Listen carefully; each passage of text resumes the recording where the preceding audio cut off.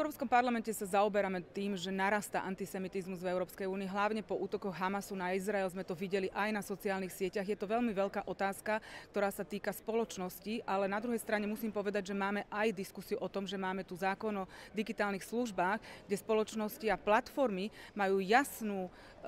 líniu, že musia nelegálny obsah, rozdeľujúci kontroverzný obsah nejakým spôsobom sťahovať, zabezpečiť to, aby neprevládal na sociálnych sieťach. Po tomto útoku Hamasu na Izrael sme si všimli, že tento nárast tohto nelegálneho obsahu, nenávistného prejavu strašne narástol a treba sa pýtať, že čo spravili platformy preto, aby sa to nedialo, lebo máme už na to legislatívu. Ja osobne som tlačila na to, aby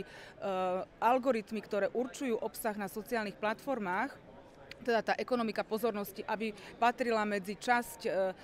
umelej inteligencie, ktorá nejakým spôsobom, ktoré budú nastavené pravidlá. Toto bola aj pozícia Európskeho parlamentu. Žiaľ, musím povedať, že v rámci trialógu členské štáty a komisia nepodporila túto pozíciu a ja si stále myslím, že to je riešenie. My nemôžeme akceptovať to, že platformy rozdeľujú spoločnosť, šíria nenávistné prejavy, šíria nelegálny obsah a my sa len pozeráme, že prečo sa to deje. V tejto súvislosti chcem povedať aj, že existuje analýza, ktorá sa pozerala na spoločnosť TikTok napríklad, ktorá má jasne nastavené algoritmy tak, aby nenávistný prejav a antisemický prejav bol uprednostňovaný, aby sa šíril, dokonca sa šíri aj pre ľudí, ktorí sú